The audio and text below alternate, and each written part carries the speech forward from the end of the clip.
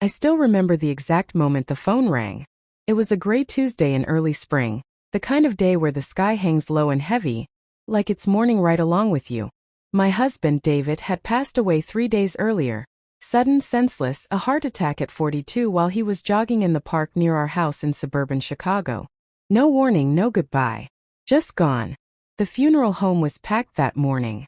Friends from his engineering firm, neighbors we'd barbecued with every summer, even some cousins I hadn't seen since our wedding. I stood there in my black dress, the one I'd bought on sale at Macy's last year, thinking I'd wear it to some fancy dinner we never got around to.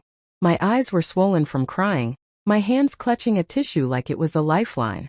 The pastor was droning on about eternal peace, but all I could think about was how David hated funerals, said they were too stuffy, too fake. He'd want everyone cracking jokes and drinking beer instead. As the service wrapped up and people started filing out for the burial, my phone buzzed in my purse. I ignored it at first, probably another casserole offer from the PTA moms. But it buzzed again. And again. I slipped into the hallway, away from the murmur of condolences, and pulled it out. The caller ID said Mark Ellison, boss. Mark was David's manager at Technova Solutions, the cybersecurity firm where David had poured his soul for the last 8 years. They'd promoted him to lead engineer just 6 months ago. Mark was the type who sent motivational memes in the group chat and organized team-building escape rooms. Harmless, ambitious, always talking about disrupting the status quo. I answered on the 4th ring, my voice cracking. Hello.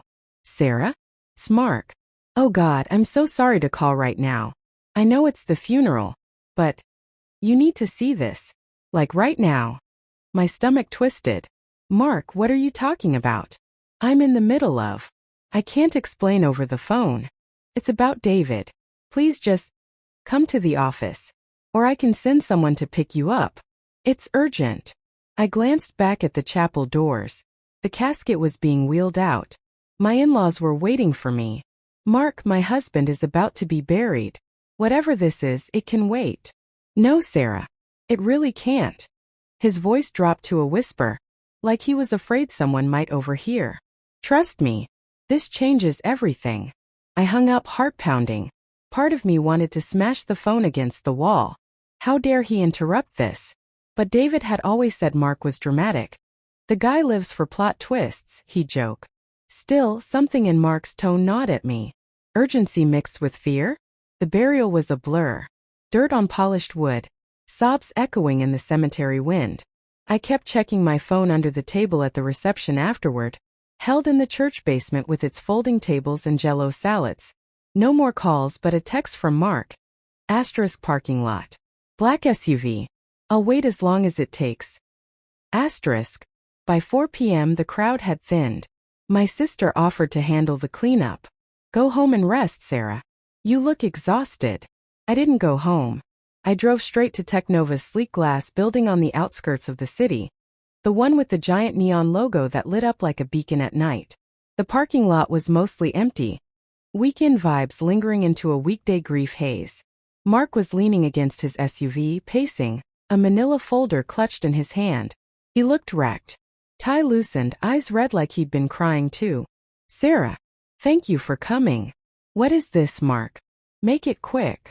He glanced around, then opened the passenger door. Get in. It's safer inside. Safer. My skin prickled. I hesitated but climbed in anyway. The car smelled like coffee and new leather. He slid into the driver's seat, locked the doors and handed me the folder. David didn't die of a heart attack, he said flatly. I froze, the folder heavy in my lap. What? Open it. Inside were printouts. Emails, code snippets, bank statements. My hand shook as I flipped through. The first page was an autopsy report. Not the official one from the coroner, but a preliminary from some private lab. Cause of death. Asterisk acute poisoning. Trace elements of synthetic compound. Neuroblock 7. Asterisk. I'd never heard of it. This isn't real. The doctor said natural causes. Mark gripped the steering wheel. It's real. David was working on something big. Top secret project for a government contract. He came to me 2 weeks ago, paranoid as hell. Said someone was following him. That he'd found irregularities in the system. Millions siphoned off, fake vendors, the works. He was about to blow the whistle. I stared at the next page. A string of anonymous emails to David. Back off or regret it. Your family won't be safe. One had a photo attached, me grocery shopping at Whole Foods, oblivious. Oh God. My voice was a whisper. There's more. Mark pulled out his phone, swiped to a video. It was security footage from the office, time-stamped the night before David died. David at his desk, typing furiously. Then a shadow in the doorway, a figure in a hoodie, face obscured.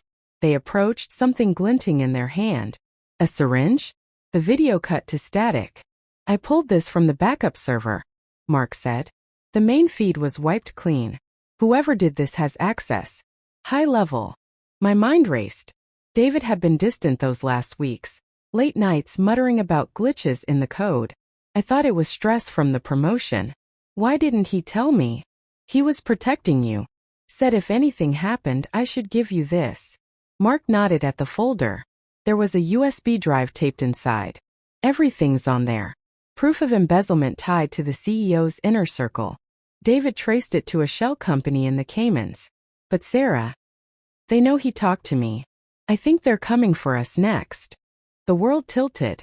My husband murdered? For what? Money? Power? I thought of our life.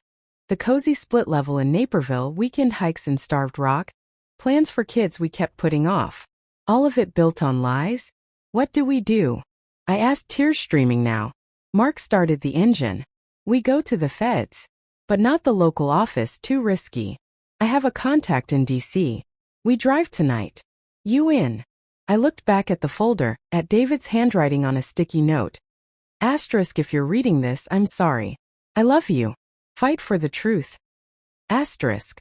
The funeral flowers were still fresh in my mind, but so was David's laugh. The way he teased me about my terrible parallel parking.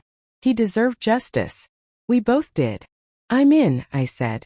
As we peeled out of the parking lot, headlights in the rearview mirror caught my eye. Another car, following at a distance. Mark floored it. Hold on, he muttered. This is just the beginning. The chase wove through Chicago's evening traffic, honking horns, skyscrapers blurring past. My phone buzzed. Unknown number. I answered. A distorted voice. You should have stayed at the funeral, Sarah. Some secrets stay buried. I hung up, heart slamming. Mark glanced over. Who was that? The people who killed my husband. We hit the highway heading east toward DC, the folder on my lap like a ticking bomb. David's boss had pulled me into a nightmare. But for the first time since his death, I felt alive. Angry. Ready. Little did I know the embezzlement was just the tip. David had uncovered something bigger. A conspiracy threading through Technova, the government, even international players. Betrayals from people we trusted. Close calls in motels, hacked accounts, a shootout in a Virginia diner. But that first night, as the miles stretched on and the pursuers closed in, I clutched that USB like a weapon. David wasn't gone, not really. His fight was mine now. And I was just getting started.